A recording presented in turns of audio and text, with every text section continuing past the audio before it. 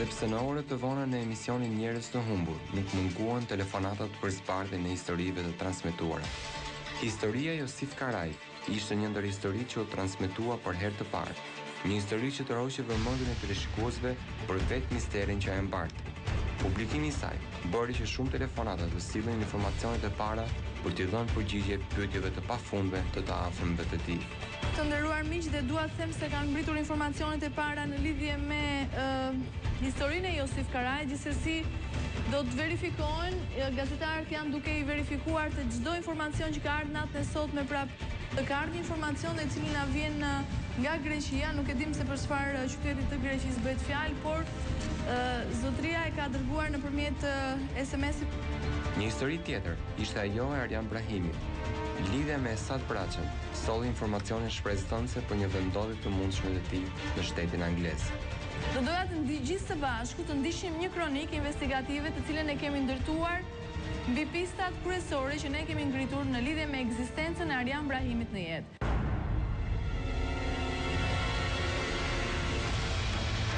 Edhe pse Njerëz të humbur vazhdoi rrjedhin e tij në mesnat, telefonatët dhe informacionet për Arjan Brahimin nuk rreshtën.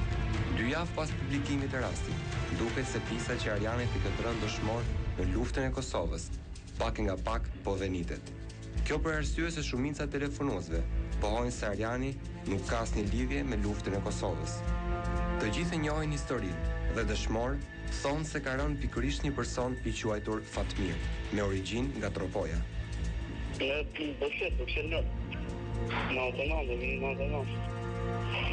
din question me gjetën se ai punë fare. Jo, mos më thënë po kam po, jo, ai jam po.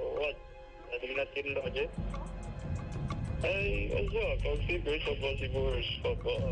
Atëherë do të lidhemi në këtë momente me Londrën. Esat. Aida, përshëndetje, mirëmbrëma. Esat, mirëmbrëma. Esat, unë jemi duke folur pikërisht për historinë e Arjan Brahimit.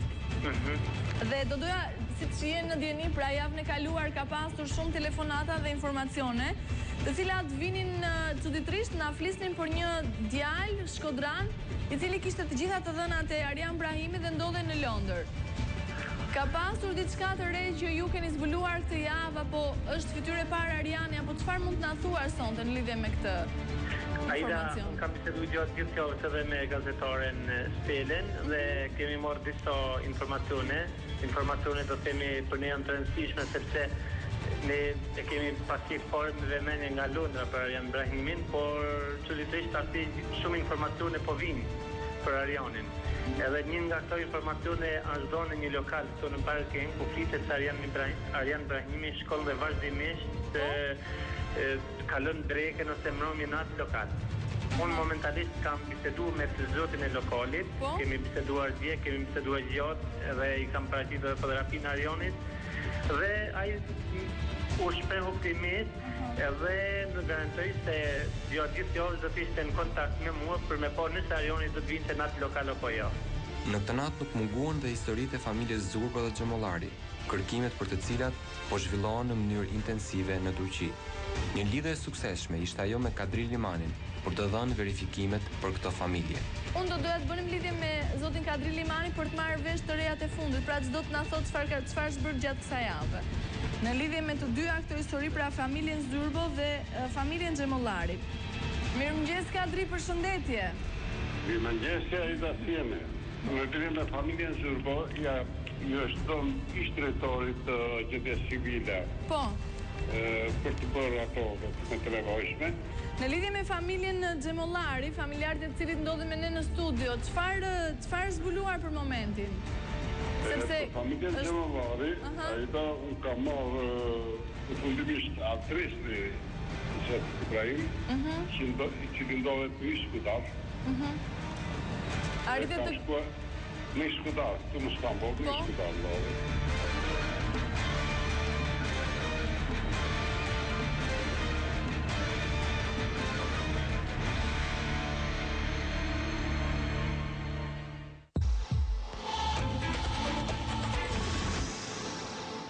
Mirëmbrëma të nderuar miqtë e emisionit tonë, e premtja erdhe ne takohemi sërish në valët e televizionit Klan në një emision të drejtë për së drejti në kërkim të personave të humbur dhe të zhdukur. Siç e ndoqët emisionin natën e sotme e hapëm pikërisht me të gjitha ato momente që ne përjetuam të gjithë së bashku në studion tonë një javë më parë. Sonte do të jetë një e premte gjatë kërkimesh, ne kemi filluar në orën tonë të zakonshme, pra do të jemi në transmetim rreth 3 orë rjesht në kërkim të fatit të këtyre personave të humbur. Do të kërkojmë rastet cilat ne kemi publikuar javën e kaluar, do t'ju japim të rejat e fundit që kemi grumbulluar për historinë e Josuf Karajt, familjarët e cilit ndodhet me ne sonte në studio. Mirëmbrëma Leonard, mirë se keni ardhur. Dua t'ju them se historia e Josuf Karajt ka marrë një zhvillim jashtëzakonisht të rëndësishëm, janë hapur pista të reja çuditërisht për familjarët asnjëherë të zbuluara. Gjithsesi neve sonte do t'i parashtrojmë të gjitha për të mbledhur informacionet tuaja, sepse deri në këtë momente fati Josuf Karaj ngelet enigmë. Gjithashtu natën e sotme do të vazhdojmë me një histori tjetër, pra do të vazhdojmë sërish me historinë e Arjan Brahimit, djalit shkodran i cili është zhdukur në rrethana misterioze.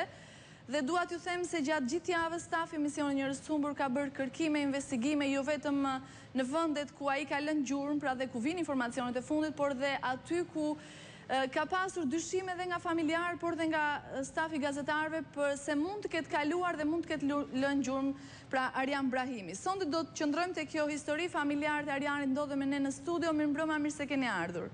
Gjithashtu natën e sotme do të prezantojmë 2 histori të cilat publikohen për herë të parë në emisionin tonë. Do të vazhdojmë me një histori pra të Vladimir Gjon Markajt, enigma e të cilit do të shpaloset natën e sotme duke sjellë tek ju historinë e Vladimirit, vllai i të cilit ndodhet me ne në studio për të kërkuar fatin e Vladimirit. Mirëmbrëma, mirë se keni ardhur Xhovali.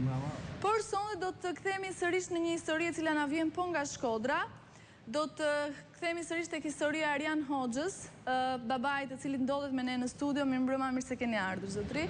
Do të vazhdojmë me këtë histori duke marrë parasysh se kërkimet për Arjan Hoxhën vazhdojnë dhe sonte jemi detyruar ta ripublikojmë këtë histori për të mbledhur informacionet dhe të gjitha ato që ju keni pra për të na dërguar kur ne të ripublikojmë historinë e Arjan Hoxhës.